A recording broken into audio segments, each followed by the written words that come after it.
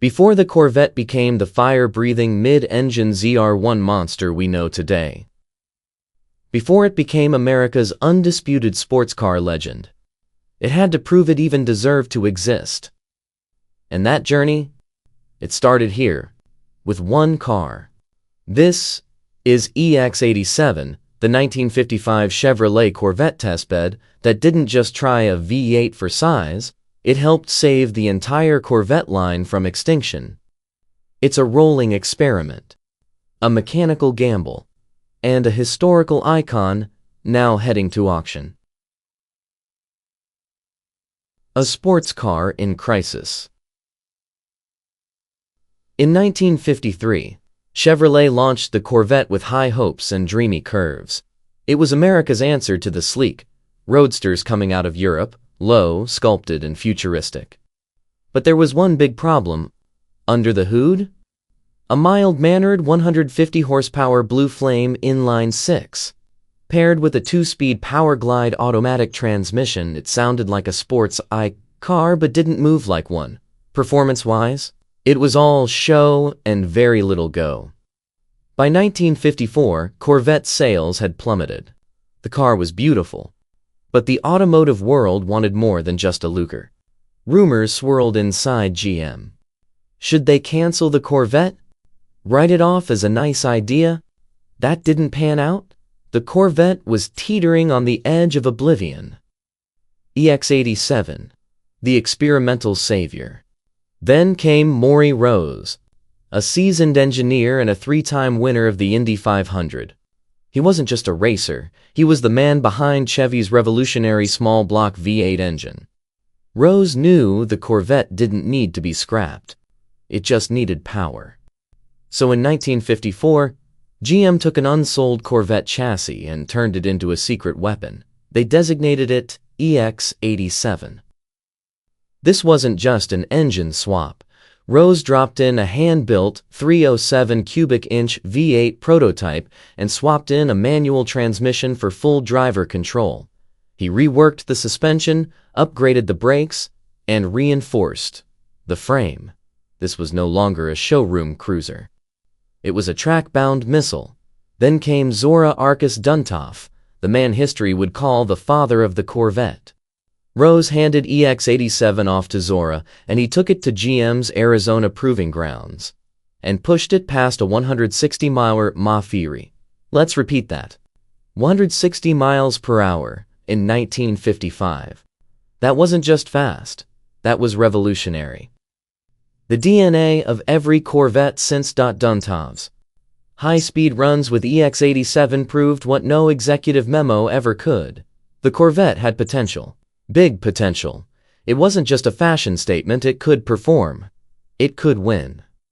GM took notice, and in 1956, the Corvette officially came standard with a small-block V8.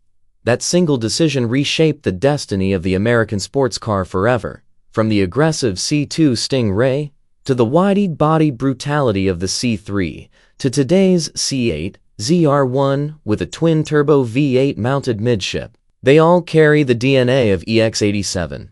Not just a showpiece, built for war. X87 isn't just a pretty survivor, it's a warrior. It's fiberglass. Body may be replacement 1955 spec, but the chassis, the spine, is the original test mule. This car still bears the marks of a life spent under stress. Mounting points for test gear, tow hooks, and reinforced components. The engine today? A 3.7 cubic inch V8 replacement, still a small block, still snarling with intent. Paired to a 2-speed Powerglide, It reflects the constant evolution EX87 underwent throughout its test life. It's seen multiple setups, multiple powertrains, all in service of perfecting the Corvette formula. This wasn't just a development tool, it was the tool that brought the Corvette into the performance age. Duntof's legacy on four wheels. Zora Arkus Duntov was more than an engineer. He was a believer. He didn't just want the Corvette to compete, he wanted it to dominate. And AX87 was his test bed, his hammer, his blueprint for turning a good idea into a great car.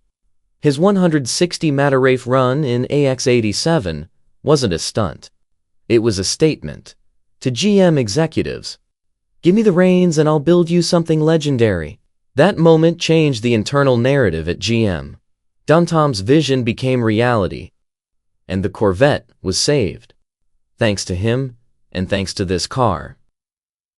A survivor with a story. Today, EX87 isn't just a restored classic, it's a documented chapter of Corvette lore. It's lived multiple lives, changed hands, changed engines, and even changed skin. But the bones are still there. The same frame that thundered across the desert in 1955 is here, ready to roll again. Even more incredible? It's been in the same private collection for 57 years. That's longer than most people own their homes. It comes with period-correct documentation, engineering memos, and vintage photos, offering a rare glimpse into the early Corvette development process. This is the kind of car you expect to find behind museum glass, but instead, it's crossing the auction block, giving someone the chance to own history. What's it worth? Historic Corvettes like this don't just show up often, and when they do, collectors take notice. Given the lineage, the documentation, the connection to Duntov and Rose, this isn't just another 55 Vetta. This is EX87. That makes it practically priceless. The current bid may hit six figures or more, but the real value lies in what it represents. The rebirth of American performance. Conclusion.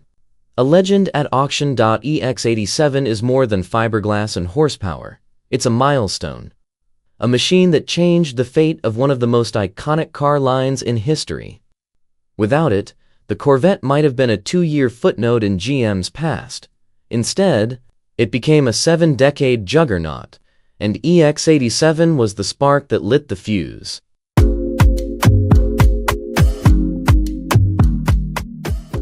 Now, it could be yours. Will you let history pass you by, or will you drive it home?